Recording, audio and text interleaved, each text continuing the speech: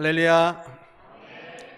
오늘도 하나님 앞에 예배드리기 위해서 여러 원근 각처에서 나오신 우리 사랑하는 형제 자매 여러분, 주님 이름으로 환영하고 사랑하고 축복합니다. 하나님의 성령께서 지금 이 시간 이 자리 가운데 임재해 주셔서 주의 성령이 내게 임재하셨으니 이는 가난한 자에게 복음을 전하게 하시려고 내게 기름을 부으시고 나를 보내사 포로된 자에게 자유를, 눈먼 자를 다시 보게 함을 전파하며 주의 은혜를 전파하게 하려 하십니다. 이러한 주님의 은혜와 축복의 약속이 말씀을 듣는 모든 성도 여러분과 함께 하시기를 주님의 이름으로 축원합니다.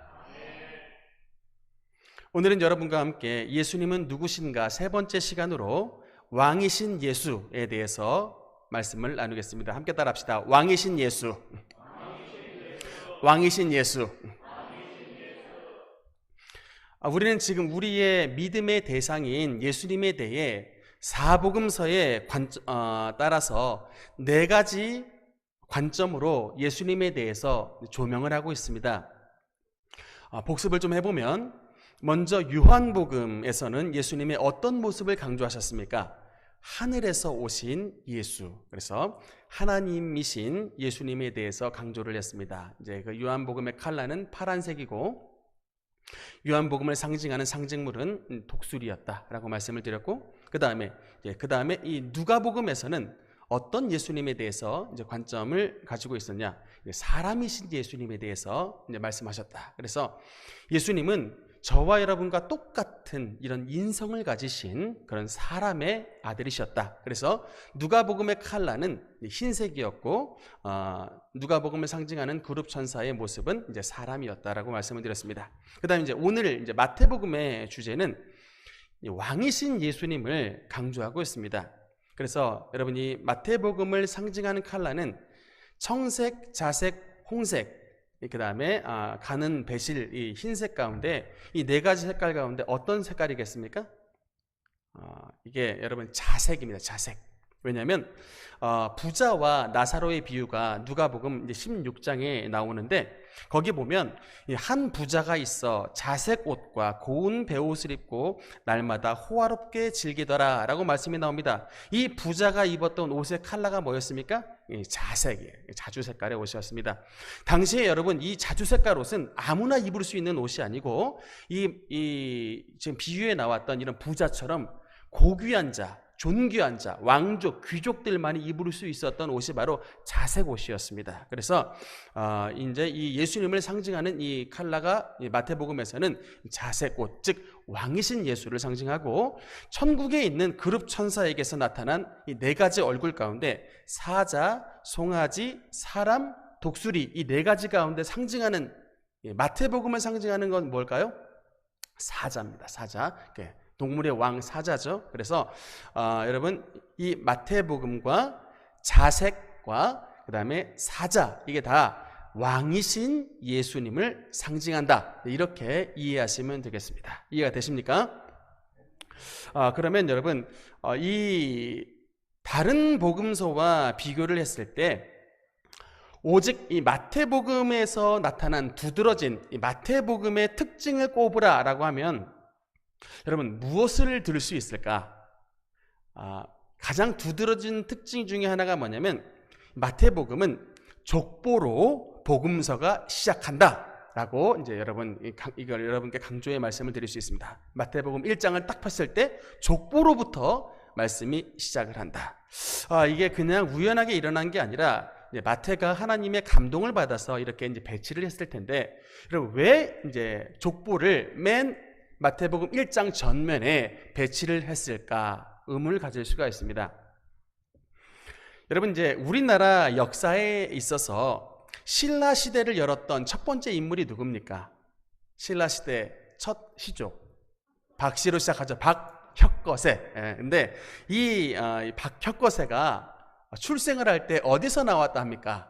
알에서 나왔다. 이제 그렇게 하고 있는데, 뻔히 이제 말도 안 되는 얘기이긴 한데 왜 이런 신화를 당시에 이제 지어냈을까 생각을 한번 해보면, 이 시대가 아무래도 여러분 이제 고대 사회다 보니까 이제 박혁거세가 이제 신라 왕조를 시작하려고 하는데 장래가 굉장히 불확실합니다. 항상 전쟁이 위협이 있고 또 내분이 있어 쿠데타를 일으킬 수도 있고 여러 가지 장래가 불확실하기 때문에 그래서 우리의 왕 박혁거세는 하늘에서 쫙 빛이 비추더니 큰 알에서 태어나신 우리와는 보통 사람들과는 출생이 굉장히 다른 분이다. 이제 이렇게 신라 왕가의 정통성을 부여하려고 하는 그런 시도로 볼 수가 있습니다. 여러분 지금 그 북조선에 왕조가 있죠. 이제 김 왕조인데 김일성의 이제 김일성에 대한 그 전기를 보면요. 김일성이 이제 당시에 그 항일 투쟁을 했던 일종의 그 독립 투사였습니다. 근데 일본하고 싸웠을 때 김일성이 일군 부대랑 싸울 때 갑자기 총알이 떨어졌답니다. 근데 그때 총알이 떨어졌을 때 김일성이 이제 어떤 능력을 발휘했냐면 솔방울을 따가지고 이 솔방울을 휙 일본군을 향해 던졌더니 그 솔방울이 이 총알이 돼가지고 맞았던 일본군들마다 다 죽어 자빠졌다. 이게 이제 이북에 있는 주체사상에 나오는 얘기입니다. 제가 지어낸 얘기가 아니고 실제 그렇게 교육을 하는데 이북 사람들은 그거를 많이들 믿는다고 하더라고요. 그래서 이 김씨 왕조에 대한 정통성을 이제 주장하기 위해 이런 것들을 주장을 하는데, 여러분 유대인들에게 있어서는 유대인의 왕의 기준, 왕은 어떠한 자인가를 했을 때 딴 거 다 필요 없습니다. 유대인들은 딱 한 가지만 충족하면 됩니다. 그게 바로 뭐냐면 유대인의 정통성의 기준은 바로 바이블입니다. 성경이에요. 그러니까 성경대로 입증하면 그것으로 다 끝납니다. 이분이 왕이시구나. 이렇게 이제 다 믿어줍니다. 그래서 여러분 창세기 22장 18절에 보면 어떤 말씀이 나오냐면 하나님이 아브라함에게 주셨던 말씀인데 뭐라고 말씀하냐면 내 씨로 말미암아 천하 만민이 복을 받으리니, 이렇게 말씀이 나오고 있습니다. 그 다음에 그래서 하나님이 메시아를 왕을 이 땅에 주실 때 반드시 아브라함의 혈통을 통해서 주신다라고 성경에 약속이 되어 있는 거예요. 그 다음에 사무엘하 7장 12절에 보면 이번에 하나님이 다윗에게 말씀을 주셨는데 이 부분은 우리 한번 같이 읽어보겠습니다. 시작. 내 몸에서 내 씨를 내 뒤에 세워 그의 나라를 견고하게 하리라. 아멘. 그래서 하나님이 메시아를 주실 때 반드시 이번에는 다윗의 혈통을 통해서 주신다라고 성경에 약속이 되어 있는 거예요. 그래서 여러분 우리가 오늘 읽었던 마태복음 1장의 1절에는 이렇게 시작을 합니다. 아브라함과 다윗의 자손 예수 그리스도의 족보라, 이렇게 시작을 하는데, 이렇게 말씀을 시작하라는 건 아브라함과 다윗에게 약속한 그 씨에 해당하는 분이 바로 나사렛 예수 그리스도라고, 이 분이 이런 정통성을 가진 아브라함과 다윗의 후손으로 오신 이런 정통성을 가지신 분이라고 성경은 족보를 통해서 증명하고 있는 것입니다. 그래서 여러분 오늘 우리가 읽었던 마태복음 1장에 있는 족보는 바로 왕의 족보인 것입니다. 그래서 여러분 예수님이 탄생하셨을 때 어떤 것도 증거를 했냐면 하늘에 여러분 별도 예수님의 탄생을 증거했습니다. 물론 너무나 놀랍게도 이 별이 등장하는 것조차도 우연하게 별이 나타났던 것이 아니라 성경에 따라서 이 별이 등장을 했습니다. 민수기 24장 17절에 보면 이런 말씀이 있습니다. 한 별이 야곱에게서 나오며 라고 말씀이 나옵니다. 이 하늘의 별까지 예수님의 왕의 탄생을 증거해서 이로 인해서 동방 박사들이 그 별을 보고 머나먼 땅 바벨론에서부터 유대 땅까지 예수님을 경배하기 위해 찾아왔던 것입니다. 그리고 주님께 세 가지의 예물을 드립니다. 황금과 유향과 모략. 그래서 이런 예수 그리스도의 족보와 동방 박사의 예물을 통해서 예수님께서 유대인의 왕으로 태어나신 것이 이미 확실하게 증명이 됐던 것입니다. 그런데 여러분 이제 우리에게 이제 진지한 질문이 있습니다. 여러분에게 이제 질문을 했을 때 왕을 여러분의 머릿속에 떠올린다면 여러분은 이제 어떤 이미지가 머릿속에 떠오르십니까? 왕이라고 한다면 적어도 어떤 강한 원수 앞에 절대로 흔들리지 않고 큰 위용과 용기를 가지고 또 용맹과 지략으로 원수를 꺾고 자기 백성들을 구출해내는 이런 승리자의 이미지가 여러분 이렇게 왕 속에 담겨 있는 것 아니겠습니까? 그런 이미지가 우리 이제 왕이라고 하면 그런 이미지가 있어야 되는데,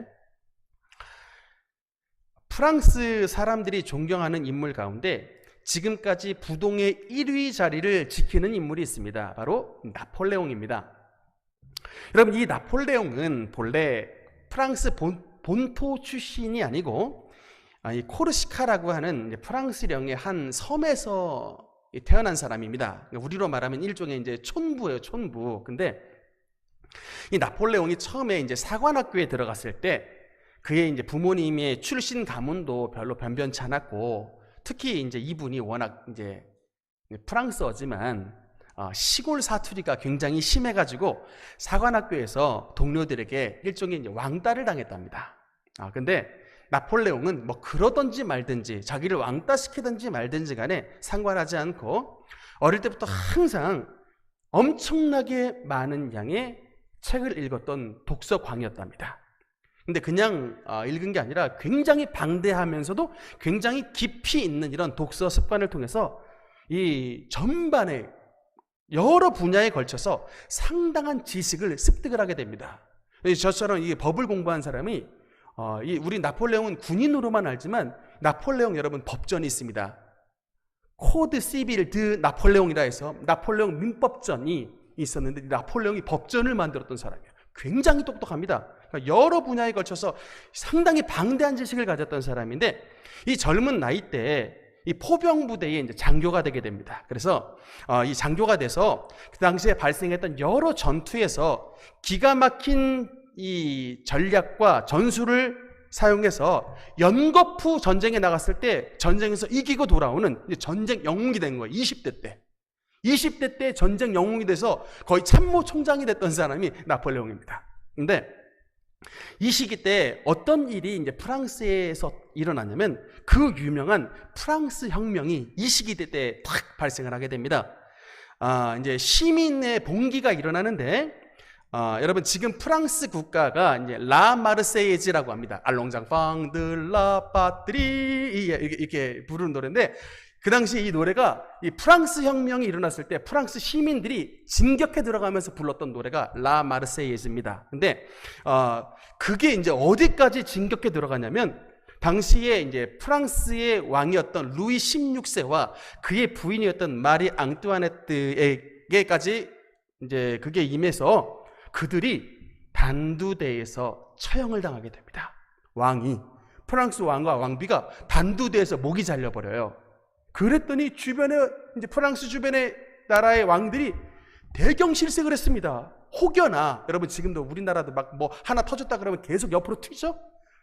혹여나 이 혁명의 불길이 자기 나라에도 튈까봐 어마어마하게 이제 겁이 나가지고 이제 프랑스 주변의 여러 나라들이 이제 이 프랑스 혁명을 진압한다는 이유로 대불동맹, 대프랑스 동맹을 맺어가지고 프랑스로 막 진격해 들어왔습니다. 근데 이때에 이런 연합군의 침입으로부터 나라를 구하고 도리어 프랑스 혁명의 정신으로 전 유럽을 정복했던 이 프랑스의 영웅, 그가 바로 나폴레옹이었습니다. 아까 그 그림 장면을 보면 이게 이제 어떤 장면이냐면 나폴레옹이 말을 타고 알프스를 넘어가는 장면입니다.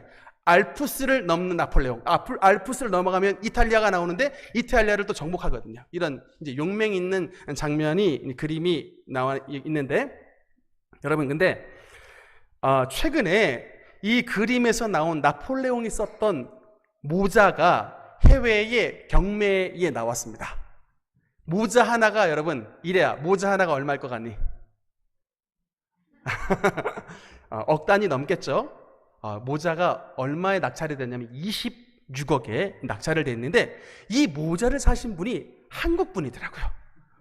하림 그 닭회사 있죠. 하림 회장님이 김홍국 회장님인데 그분이 사셨답니다. 제일 처음에 김홍국인 줄 알고 아니 호랑나비 불렀던 분이 뭔 돈이 많아서 사셨다니 흥국이 아니고 김홍국 하림 회장님이 이 모자를 사셨답니다. 그래서 사신 이유를 보니까 이 나폴레옹의 도전의 정신이 너무나 마음에 들어서 별로 특별할 것 없는 가문에서 태어났지만 결국에는 프랑스 황제까지 올라가서 전 유럽이 나폴레옹이라고 하는 그 이름 앞에 벌벌 떨게 만들었던 진정한 영웅. 그래서 여러분, 독일의 철학자 헤겔이라고 하는 사람은 나폴레옹 자체를 뭐라고 평가했냐면 살아있는 시대 정신이라고 말할 정도로 많은 이들에게 영감을 주고 왕으로서 찬사를 받았던 인물입니다. 여러분, 이제 이런 관점에서 우리가 예수님을 한번 봅시다. 이런 관점에서 예수님을 봤을 때 예수 그리스도의 왕이신 예수, 이건 여러분 이해하기가 굉장히 쉽지가 않습니다. 여러분, 예수님 시대에도 당시의 유대는 로마의 식민지였습니다. 로마의 압제 아래 살았기 때문에 모든 유대인들은 메시아의 도래를 너무나도 갈망했습니다. 오래전 성군 다윗처럼 싸우는 모든 싸움에서 이기고 가는 곳마다 원수를 정복해서 결국은 이 유대 땅에서 로마를 몰아내고 이스라엘을 나라 가운데 가장 강력한 부강한 나라로 만드는 성군 다윗이 도래하기를 꿈꾸며 바라고 기다렸습니다. 그래서 여러분, 처음에 예수님이 오병이어의 기적을 일으켜서 성인 남자만 5,000명, 대강 도합 합치면 한 어린아이까지 여자까지 합치면 도합 2만 명 이상의 굶주린 모든 자들을 먹이셨을 때 그들은 이 땅에 다시금 성군 다윗의 시대가 도래한 줄 알고 너무나도 흥분하고 기뻐 뛰며 춤을 췄습니다. 그래서 예수님께서 예루살렘에 입성하셨을 때 종려나무 가지를 들면서 호산나 다윗의 자손이여 주여 우리를 구원하소서 그들이 외쳤던 것입니다. 이 땅에 로마를 몰아내고 성군 다윗의 나라를 만들어 주옵소서. 호산나가 세이버였습니다. 우리를 구원하소서, 그런 뜻이에요. 그런데 그들의 기대와는 달리 예루살렘 입성 후에 딱 일주일 만에 예수님은 로마인들에게 붙잡혀 십자가라고 하는 처참한 형틀에서, 여러분 더더군다나 이 십자가는 유대인들에게 있어서는 저주의 상징입니다.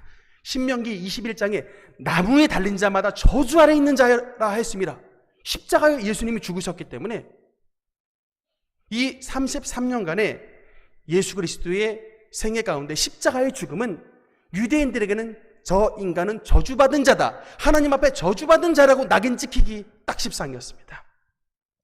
이런 예수를 형편없이 약하여 죽임당한 이런 실패자를 어떻게 우리 민족 전체에 고대했던 메시아로 왕이라고 할 수 있는가? 말도 안 된다라는 거예요. 여러분, 지금까지 유대인들은 예수를 믿기를 거절합니다.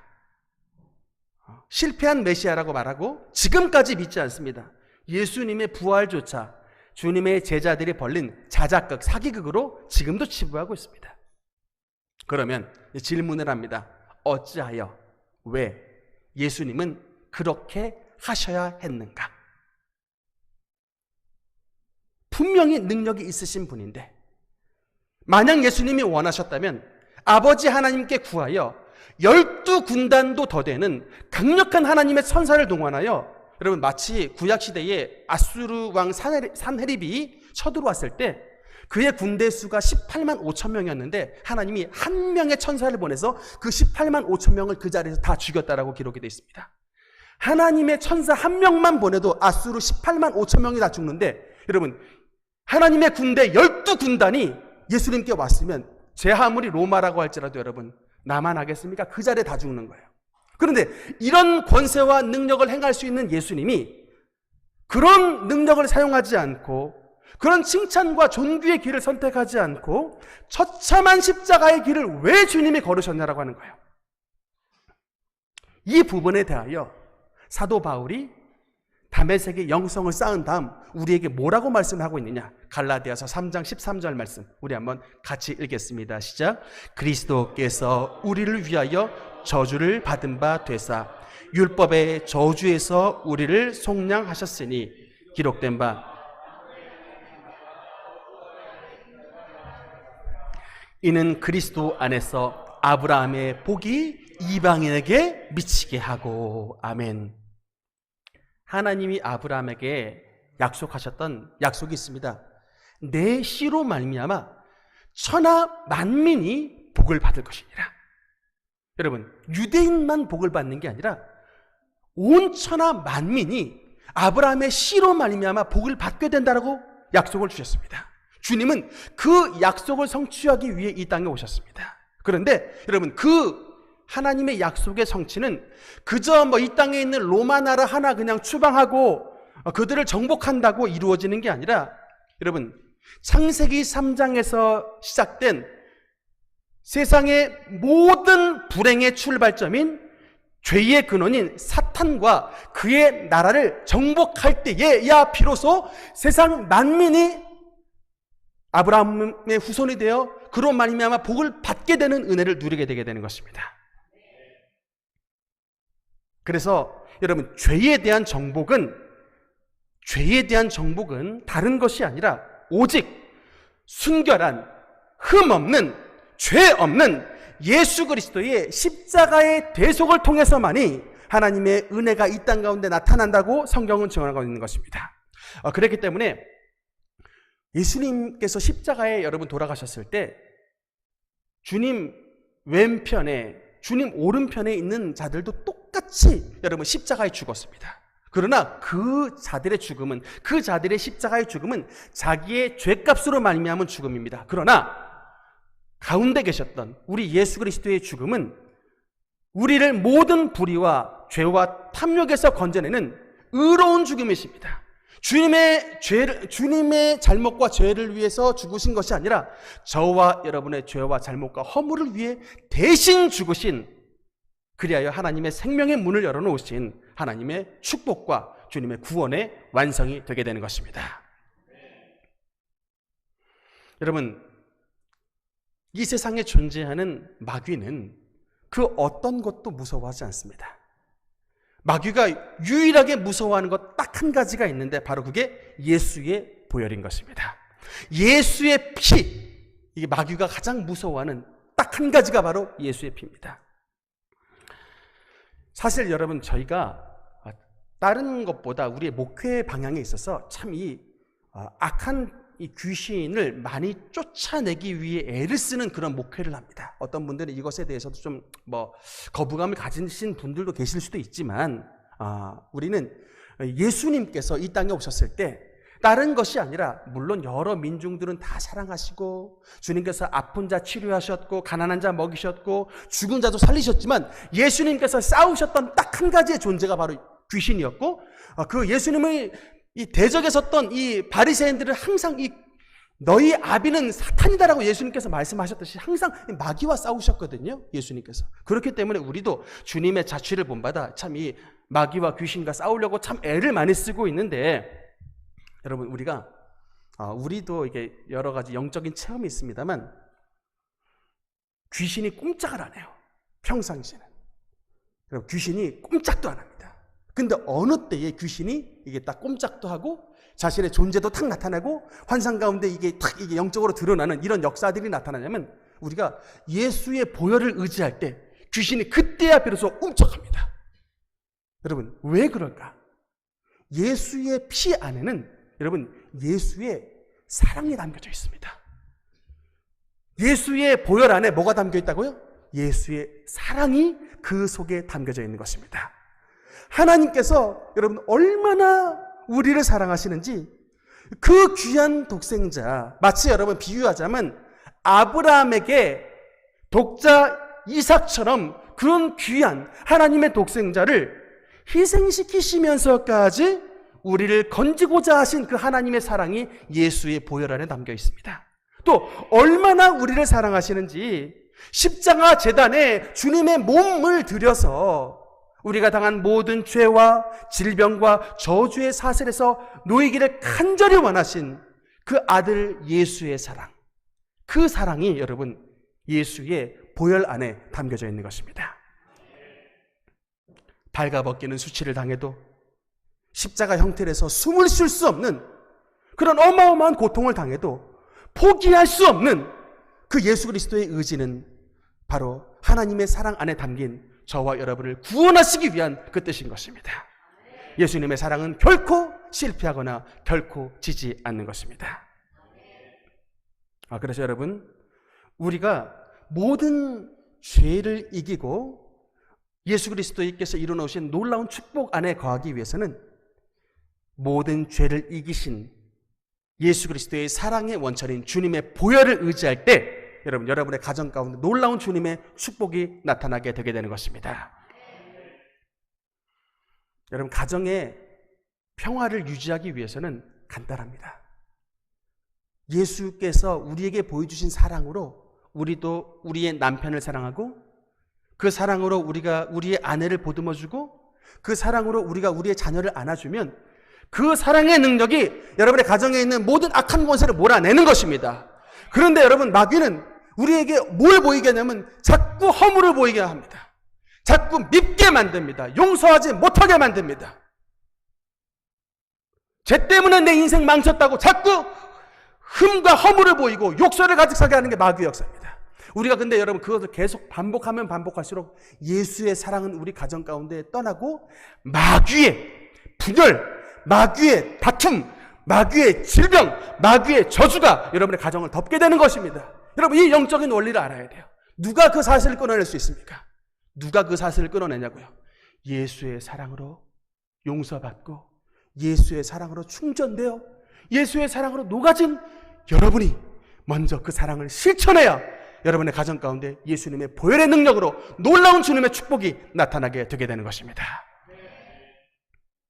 여러분, 예수 그리스도의 십자가를 통해서 우리에게 주신 가장 큰 은혜가 뭔지 아십니까? 바로 하나님의 자녀가 되는 왕의 권세, 왕권의 회복을 여러분, 예수님의 십자가를 통해 우리에게 허락해 주셨다는 것을 믿으시길 바랍니다. 요한복음 1장에 보면 이런 말씀이 나옵니다. 영접하는 자, 곧 그 이름을 믿는 자들에게는 하나님의 자녀가 되는 권세를 주셨으니. 아멘. 영접하는 자, 곧 그 이름을 믿는 자에게 무엇을 주셨다고 말씀합니까? 하나님의 자녀가 되는 권세다. 여러분, 최근에 화제가 된 한 인물이 있습니다. 이름이 뭐냐면 사이먼 에드워즈라고 하는 이제 분인데 40대 남자입니다. 저랑 이제 나이가 굉장히 이제 비슷한데, 이분이 이제 어떤 일에 종사했냐면 이제 한 축구 클럽에서 임시직으로, 그것도 정규직도 아니고 임시직으로 회계 업무를 담당하던 이제 그런 분이었는데, 하루아침에 벼락 같은 행운이 찾아왔습니다. 이분이 원래 입양아 출신이더라고요. 남의 집에 입양이 돼서 자랐던 그런 입양아 출신인데, 이제 입양아들이 다 그런 생각이 있습니다. 자신의 본래 부모님이 누군가라고 하는 이런 참 궁금증이 다들 있다고 하는데, 이분도 이제 궁금해서 자신의 아버지가 누군지 한번 추적을 해서 찾아봤더니 누구였느냐? 1970년대 전설의 복서 무하마드 알리와 조지 포먼 같은 이런 사람과 어깨를 나란히 했던 전설의 복서이자 해설가인 밥 쉐리던의 친자로 확인이 됐습니다. 이 밥 쉐리던이 이제 미국의 복싱 선수들 가운데 이제 특별히 뛰어난 사람들이 들어가는 미국의 복싱 명예의 전당에도 그 이름이 들어갈 정도로 대단한 인물인데, 돈을 얼마나 많이 벌었든지 라스베가스에 약 1억 5천만 파운드의 재산이, 호텔도 있고 하여튼 돈이 어마어마하게 많답니다. 그런데 친부를 찾아 추적을 해보니 자기 아버지가 밥 쉐리던인 거예요. 그래서 이 이제 아버지 얼굴을 한번 보기 위해서 이 사이먼 에드워즈가 밥 쉐리던을 찾아서 딱 갔는데 한마디도 하지 않고 서로 얼굴을 딱 쳐다본 순간 그들은 그 순간 알아버렸답니다. 얼굴이 너무 닮은 거예요. 얼굴이 완전 붕어빵이어서 이게 부인을 할 수가 없는 거예요. 이게 그래서 근데 그 이제 밥 쉐리던이 결혼을 했던 다른 여자가 있는데 그 여자도 이제 돌아가셨고, 또 그 사이에도 자녀가 보통은 있어야 이게 맞는데 한 명의 자녀도 있지 않는 그런 상태였는데, 이때 마침 이제 어떻게 해서 태어난지 모르지만 어쨌든 자신의 아들이었던 사이먼 에드워즈를 발견을 하게 돼서 이제 이 사이먼이 아버지의 모든 재산, 얼마냐면 약 2억 파운드인데 우리 한국 돈으로 말하면 3천억 원, 이 유산을 물려받을 예정이라고 합니다. 그래서 막 뭐 브루스 윌리스나 또 뭐 이런 헐리우드 스타들이 축하한다고 막 전화들이 지금 막 쇄도한다고 이제 이런 기사가 났던 것을 본 적이 있습니다. 최근 기사였어요. 제가 이것을 보면서 진짜 억세게 운 좋은 사람이구나 라고 그냥 우리는 이렇게 생각을 하고, 왜 우리 아버지는 뭐 이게 뭐 이런 분이 아닌가라고 생각을 또 이렇게 보통은 적용하기 쉬운데, 제가 이렇게 생각하라고 말씀을 드리는 게 아니고요.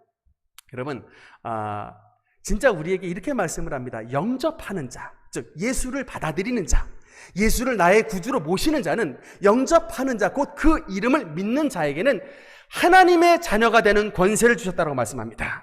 여기 더하여 로마서 8장 17절에 뭐라고 말씀하냐, 하나님의 자녀에 대해서 뭐라고 말씀하냐, 읽겠습니다. 시작. 자녀이면 또한 상속자, 곧 하나님의 상속자요 그리스도와 함께한 상속자니. 아멘. 뭐라고 말합니까? 하나님의 자녀가 되는 권세를 주셨다고 했는데, 그런 자녀면 또한 상속자라고 합니다. 상속자, 곧 하나님의 상속자요 그리스도와 함께한 상속자라고 말씀을 하고 있는 것입니다. 뭐라고 말하고 있습니까? 온 우주 만물의 주인이신 우리의 아버지의 유산을 물려받을, 여러분은 유산의 주인공이라고 말씀하고 있는 것입니다. 여러분, 우리의 피는 육신으로는 이런 피가 흐르지만 영적으로 보면 예수의 보혈이 흐르는 저와 여러분은 하나님의 로얄 패밀리입니다. 예수 그리스도의 보혈이 흐르는 하나님의 존귀한 가족들이라고요. 정말 여러분, 저는 가끔 간증을 하는데, 요새 사람들이 이제 숟가락의 형태를 가지고서 자신의 처지를 비유합니다. 아주 로얄 패밀리, 이재용 회장 같은 이런 사람들은 이제 황금수저 이렇게 이제 얘기를 하고, 또 그러다가 은수저, 노수저, 이런 쇠수저 이런 게 있다가, 이제 저 같은 사람은 이제 전형적인 흙수저 출신인데, 저는 이제 흙수저 가운데서도 두 가지를 분류해요. 뭐냐면 찰흙수저가 있고 진흙수저가 있는데, 저 같은 사람은 완전 진흙수저다. 그런데 저는 그렇게 이제 비유를 합니다. 왜냐면 저희 부모님은 1950년대 태어나 6.25 통에 태어나셨기 때문에 너무나 가난한 집에 태어나서 초등학교 공부도 못 하셨던, 초등학교 졸업도 못 하셨던 그런 분이셨고, 그런데다가 저희 아버지는 여러분 잘 아시다시피 교회는 다니셨지만 아직 그 도박, 갬블의 굴레를 벗어나지 못한 참 그런 가정에 제가 태어났던 거예요. 그러니까 제가 원해서 그런 가정에 태어난 게 아니라 태어나 보니 그런 분이 우리 아버지셨고, 나는 그런 가정에 태어나서 어려서부터 우리 집은 가난했었고 남들이 다 외식 몇 번 한 적이 없었던, 어머님은 짜장면이 싫다고 하셨던 그 가사가 우리 가정에 그대로 통했던 이제 그런 집에서 살았었는데, 참 그래서 제가 항상 그 현진건 씨의 소설을 굉장히 좋아했습니다. 현진건의 이 술 권하는 사회, 이건 딱 나의 이 이야기를 대변해주는 그 스토리였어요. 이 세상은 참 술을 권하는 사회구나, 술 없이는 살 수 없는 사회구나. 그래서 제가 이제 교회는 다녔지만 예수님을 떠나기로 마음 먹은 다음에 아주 몇 달 동안 술을 아주 막 진탕나게 먹고 살았던 참 그런 경험이 있었는데, 그러다가 이제 2001년 3월 달에 참 우연한 기회에 우리 원로원 목사님을 만나가지고 성령 받고 이제 새 사람 되고 이제 주의 길을 들어가게 됐는데, 제가 진짜 그 은혜를 너무나 크게 받고 난 다음에 깨달았던 게 있습니다. 뭐냐면 나의 아버지는 서동철 장로가 아니구나라는 걸 깨달았어요. 나의 아버지는, 나의 진짜 아버지는 하늘에 계신 아버지, 하늘 아버지가 내 진짜 아버지구나라는 것을 깨달았습니다. 여러분, 이게 근데 그 칸트의 용어로 표현하자면 코페르니쿠스적 전환이에요. 패러다임 시프트입니다. 내 아버지가 우주 만물을 창조하신 하늘 아버지시라는 이 생각에, 여러분, 저는 그 믿음을 가진 후로부터 사람이 바뀌고 인생관이 바뀌었어요. 여전히 우리 가족은 가난했고 여전히 아무것도 바뀐 게 없었는데, 그 믿음을 가지고 2001년 3월부터 변화되어 지금까지 왔는데, 여러분, 하나님이 진짜 그 믿음대로 역사해 주셔서, 여러분, 지금 저는 더 이상 가난하지 않습니다. 여러분, 더 이상 우리 집은 그런 모든 이런 죄와 가난의 저주에 얽힌 집이 아니에요. 가장 복받은 가정 가운데 하나입니다. 여러분, 제가 2007년에 하나님의 부름을 받고 덕은동 그 산골짜기에 교회 개척을 시작했을 때 사람들은 다 비웃었다고요. 쟤네가 뭘 할 수 있을까?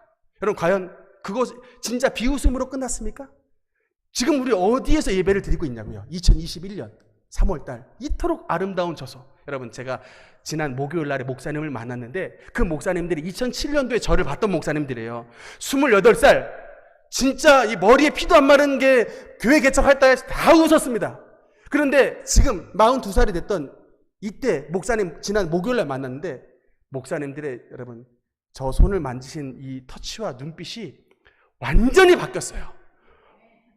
비결이 뭐야? 라고 물어보는, 비결이 뭐야? 라고 물어보시는 그런 눈빛이에요. 여러분, 이게 저의 재주로 했습니까? 이게 아니에요. 영접하는 자, 곧 그 이름을 믿는 자들에게는 하나님의 자녀가 되는 권세를 주셨다는 것을 어떤 환경에 처해 있어도 그 믿음을 놓지 않는 절대 불변의 믿음을 가지고 나가면 여러분의 가정 가운데 그런 역사가 나타나게 되는 것입니다. 하나님은 자녀이면 또한 상속자, 곧 하나님의 상속자요 그리스도와 함께한 상속자라고 말합니다. 우리가 예수님과 함께 상속을 받을, 예수님과 똑같은 아버지를 두고 있는 분이라는 거예요. 여러분, 이 믿음을 가지시고 계십니까? 저는 그래서 여러분 이것으로 만족하지 않는다고요. 여러분, 우리 능력교회의 종착역은 이 지축동 이거 성전 이것으로 끝난 게 아닙니다. 여러분, 하나님은 내 입을 넓게 열라 내가 채우리라고 말씀하십니다. 우리가 우리의 그릇을 준비하면, 큰 그릇을 준비할수록 하나님은 더욱더 풍성한 은혜를 부어주시는 것입니다. 내가 두려워서, 내가 아버지의 관점으로 바라보지 못해서, 내가 겁이 많아서 하나님께서 우리가 준비하지 못한 그릇에 부을 수가 없으니까 은혜를 못 부으신 것 뿐이지, 우리가 하나님의 꿈을 품고 하나님의 능력을 믿고 우리가 저와 여러분이 하나님의 상속자인 것을 깨닫고 영접하는 자, 곧 그 이름을 믿는 자들에게는 하나님의 자녀가 되는 권세를 주심을 어떤 환경 가운데서도 깨닫고 믿고 나가면 반드시 여러분 주님의 축복이 여러분 삶 가운데 나타나게 되게 되는 것입니다. 이게 아버지께서 우리에게 주시는 왕의 권세의 회복입니다. 창세기 1장 28절에는 생육하고 번성하여 땅에 충만하라, 땅을 정복하라, 하늘의 새와 바다의 고기와 땅에 움직이는 모든 생물을 다스리라 했습니다. 이게 바로 여러분 왕권입니다. 하나님께서 아담과 하와에게 주신 정복하고 다스리고 여러분 충만케 되는 역사, 이것이 바로 왕의 권세입니다.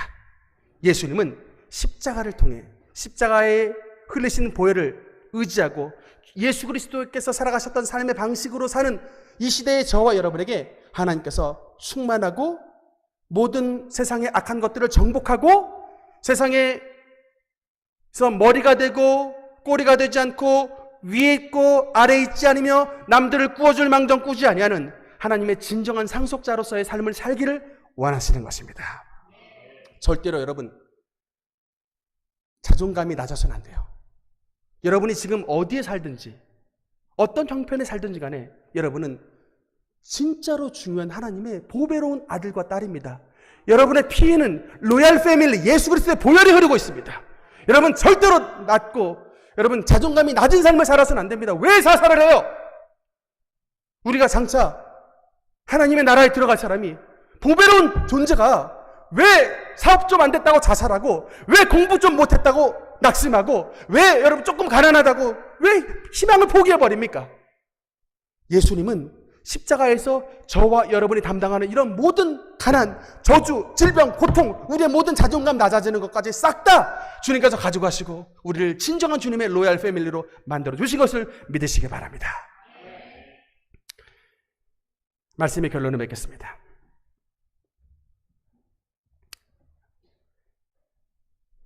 사랑하는 성도 여러분, 예수님의 십자가는 저와 여러분을 보배롭고 존귀한 너는 택한 족속이요 왕같은 제사장이요 하나님의 택한 나라요 그의 소유가 된 백성이니, 예수님의 십자가는 저와 여러분을 하나님의 보배로운 아들과 딸로 만드시기 위해 주님께서 영적 전투를 치르신 주님의 전투장인 것을 믿으시기 바랍니다.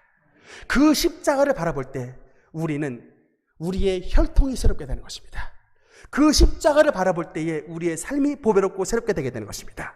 여러분, 예수님의 십자가를 바라볼 때 그 십자가 안에서 우리의 운명이 저주에서 축복으로 바뀌고, 우리의 육체가 질병에서 강건함으로 바뀌고, 우리의 존재가 죄인에게서 의인으로 바뀌고, 우리는 아브라함의 복된 자녀, 하나님의 천국의 주인공으로 살아갈 수가 있게 되는 것입니다. 그 권세가 예수님의 십자가를 바라보는 저와 여러분에게 하나님의 성령을 통해 오늘 이 시간 우리에게 부어지는 것을 믿으시기 바랍니다. 우리의 마음을 열고 하나님의 성령을 우리의 심령 가운데 모셔드리면 그 예수 그리스도의 영이신 성령께서 주님께서 이뤄놓으신 온전한 축복과 치료와 하나님의 놀라운 부요의 축복을 우리 삶 가운데 회복시켜 주실 것입니다. 여러분, 그것이 하루아침에 이루어지는 것이 아닙니다. 10분 기도했다고 하나님 왜 나 기도 안 들어주냐고 이렇게 하는 건 여러분 진짜 이렇게 말해서는 안 돼요. 그러니까 예수님은 우리의 믿음을 보시는데 그 믿음의 가장 중요한 요소는 인내입니다. 여러분의 믿음을 평가하실 때 얼마나 끈질기게 기도하느냐 이걸 보고 예수님께서 여러분의 믿음의 크고 작음을 인정하시는 것입니다. 천하 어떤 사람이 나를 방해해도 나는 반드시 예수 그리스도의 십자가의 은혜를 누리고야 말 것이라고 하는 이런 강력한 인내와 믿음을 가지고 하나님 앞에 나가는 자, 반드시 주님, 왕 되신 주님께서 우리에게 허락하신 아브라함의 복을 여러분의 모든 삶 가운데 허락해 주실 것입니다. 예수 그리스도의 이런 은혜를 받는 날까지 믿음으로 전심전력하시는 우리 모든 능력교회 권속들 되시기를 주님의 이름으로 축원합니다.